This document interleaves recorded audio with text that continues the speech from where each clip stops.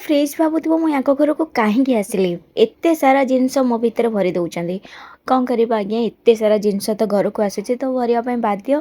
तो मुझे Apple beat गाजर नौ मोर डेली रुटीन डेटा ऐड करदे। तो ए सी जूस बनैबी ता सहित मो फेस को क्लीन अप करी आइस मसाज करी आइस मसाज करने मु समस्त को रिक्वेस्ट कर please. Hello everyone good morning. तो क्लाइमेट किसी अजीब सा अच्छे भाई बहुत बहुत बहुत बोर लगलानी 3 मास है वर्षा छाड़ुनी आते मौसम टा बिगड़ जाए समस्त देह ही खराब हो तो कौन करवा सेमती तो रहा पड़ो। बट आज मोर वीडियो मुझे आप मोर मॉर्निंग स्किन केयर सहित मॉर्निंग कौन कौन रुटीन रही सहित सेयार करी आई होप आप समस्त को भल लगे। तो वीडियो लास्ट में देखो जब भल लगे लाइक शेयर एंड सब्सक्राइब कर देवे एंड कमेंट करेंगे। तो मोर मॉर्निंग स्किन केयर स्टार्ट कर दी ऑलरेडी गाधे पलि आसी आज कहीं वर्कआउट करके बहुत झाड़ हो जाइए। तो गाधे पलि आसली गाधे आसला प्रथम आइस को मसाज करेंगे। आइस को आपण मैंने हल्का हल्का मसाज करेंगे। हल्का हल्का मसाज करने द्वारा सी आपण स्किन को बहुत बढ़िया हाइड्रेट करिवो ता सहित स्किन को टाइट करिवो और एटा तो डॉक्टर भी रेकमेंड करछन आपण माने भी जानि थिबे। अरे दही अच्छा नहीं ना तो याको एमती छाड़देवे याको पोचिबे नहीं कपड़ा रे एमती ही सुखियो ताहले जाय कि आपन स्किन टाइट हो ते सुखिया दबा। तापरे मोर एबीसी जूस बनेबा केते काम होउची सकाळ उठिले भगवान। तो ये मो नहीं जाइए बीट गोटे गाजर गोटे एप्पल गोटे तो जूस बनवाई मुझे रेडी करदे। प्रथम कटाकटी करदेली ग्राइंडर रे ग्राइंड करदेवी तापरे मु हल्का हल्का कौन टे मिसेबी कहीं सेमती तो पी हेनी तो किसी फ्लेवर आसवाई मत हल्का हल्का ब्लैक सॉल्ट दरकार ता सहित टिके लेंबू टिके चिपुर दबा आउ विटामिन सी तो एमती आम देहपाई बहुत दरकार आम स्किन बहुत दरकार सो से लेंबूटा डेली खाइबाटा भी समस्त बहुत भल।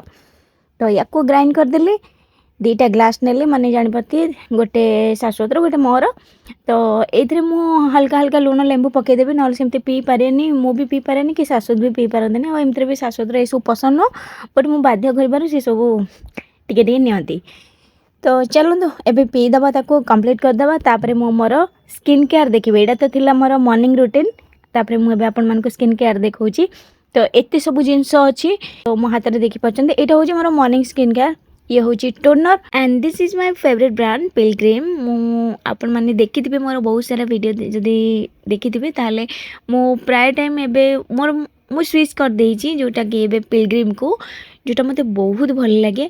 तो ये होची Pilgrim Swiss Aquarius hydrating gel toner is too good guys easy to apply and gives glowing skin so very nice result and excellent product getting result recommended to my friend also loving pilgrim and मु आ विषय आ गोटे कथा कहि देबो चाहूची this is a hydrating toner बिल्कुल alcohol free so without tension आपण माने आराम से आपण मान स्किन रे मसाज कर परबे गोटे हाइड्रेटिंग स्किन पाइबा पई।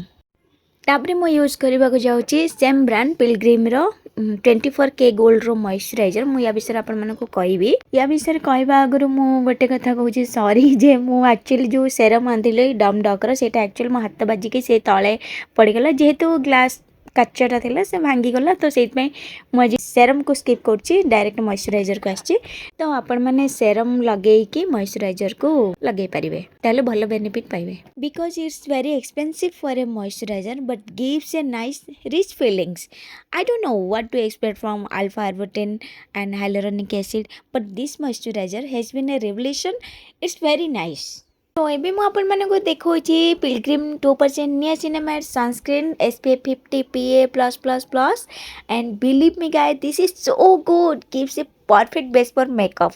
It's lightweight, no white cast format, no irritating chemical smell and does not make the skin feel oily.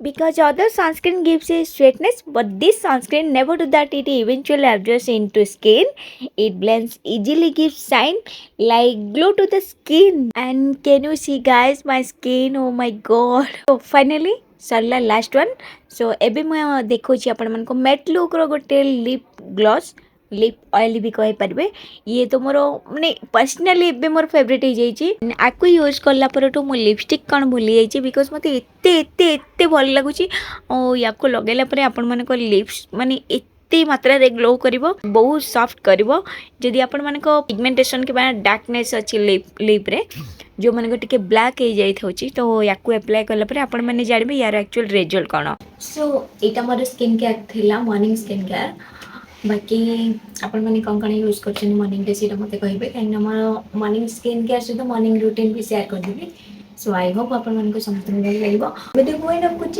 पर देखा गोटे नेक्स्ट गोटे बढ़िया ब्लॉग रे so thank you so much